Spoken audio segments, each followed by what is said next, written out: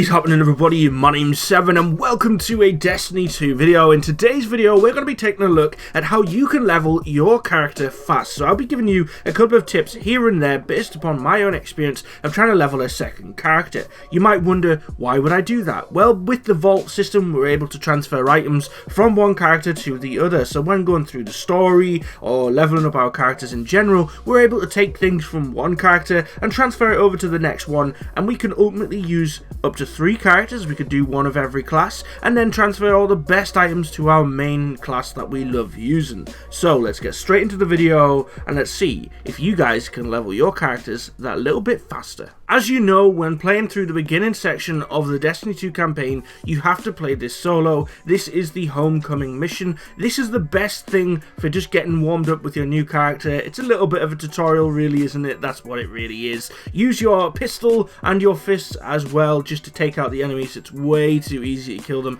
especially with a little bit of experience in Destiny. If you're somebody who played the first one, you would have smashed this first time coming anyhow. When fighting against the Cabal in the beginning of the game, make sure to go and hit them in a critical spot. This will kill them a lot faster, and of course this is something you want to be doing at all times on all Destiny 2 characters, especially when you're doing something like a strike or a raid or a nightfall. This will just help you kill all of the enemies a lot faster. Killing each of these enemies will help you level up a lot, especially over the lifetime of the actual story itself. Once you start noticing your character going through those very difficult times in life where you have to painstakingly walk very slow, you know that you're getting very close to the point where we're going to be able to invite our friends, and that is going to be a massive game changer. This is where things get very interesting. So when you first spawn in the farm, you'll be able to come over to this vault here, but you won't be able to do anything until you switch back to your other character. Now what you want to do is switch over to your main character. For me it was a hunter,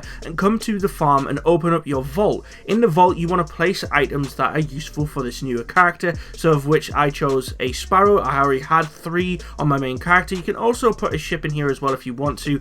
Don't put the armor in because that's customized to the actual character itself that you have. So you can put weapons, but you will be limited based upon the fact that your second character is very low, so you probably won't be able to use the weapons from your actual first character for quite some time. Once you've transferred all the items that you want for your second character, go over to the vault again and you'll be able to access and collect the sparrow. Now this will help a lot, and of course I also got myself a ship as well. If I really wanted it, I can appoint those, and these will help a lot. Well, the ship won't, but the actual sparrow will. And this sparrow is very, very useful for the fact of rushing through certain missions. This will get you through the story a lot faster and allow you to get to the point where you can comfortably use your level that you've gained from the story to do public events and strikes to even level that a little bit more. Your glimmer is also shared between characters as well, so you're able to come over to Hawthorne and be able to purchase yourself a set of gear for your beginning character. Of course this is just doubling the defense that you actually have at the start of the game, but you will find these items as well in drops when going through combat and collecting loot through the storyline that you're going to come up with next. After the farm you'll have to do the mission known as the Spark, so you will have to do this one solo. So at this point you are still a solo man and you're going to have to go out in there in the world and do the best that you can just to progress. The Spark mission, as you'll remember, will get you back in contact with the light, and it will allow you to get your super, so you'll be able to fight against the boss and finish this mission. At the end of this mission, this is where things are going to get a lot easier for your new character. After completing this mission, you will then be able to progress through the campaign with your higher level friends. My brother is level 20 with a 272 power, and mine was 15 with a level 2. So of course, I was able to then continue my storyline using my brother's wonderful character, well high-powered character, and of course he can use his sparrow as well. So we'll both have sparrows transferred over. We'll be able to travel around doing everything that we want together, and with his strength he will be able to kill off enemies, and as long as I'm in the vicinity it will be the same as if I've killed them as well, and I'll be able to collect the XP for them, helping my character level a lot faster. The great thing about playing with friends at a higher level, this will basically speed up your progress so much. As you can see, I can barely do any damage to bosses or even the general enemies, but my brother was able to cause a lot more damage in many cases he would one-shot enemies, obviously not bosses, but then you could obviously then just chill out, revive whenever you needed to, or he would be able to revive you without taking too much damage, and so you're able to be pretty much carried throughout the campaign. After completing your first mission in the EDZ, I advise that you go around to the different areas and the public events with your friends who are helping you, either one or two of them, because of course the campaign is limited to 3 players, and you're able to go around and compete in these public events and kill the random enemies that spawn in. Now, if your friend has really good weapons and can kill really quickly, and as long as they've got a good shot, they will do this without a doubt, because the enemies are so low level to them. It'll take 3 to 4 shots for you maybe, and then also probably 1 to 2 max for them to kill. So you'll be able to collect so much XP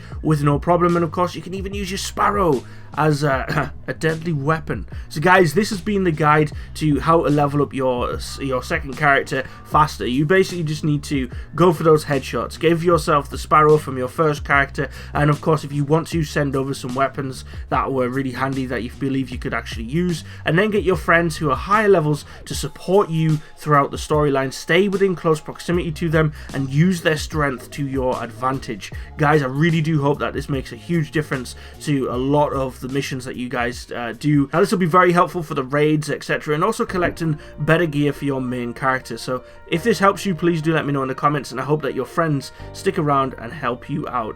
Even get a random person too and then say, hey, I'll do the same for you, man. You never know what friendships you could develop. You just never know. Thank you for watching, guys. My name's been Seven, also known as Martinley Wood. Like and comment on all that you love. Take care of yourselves, guys. Peace.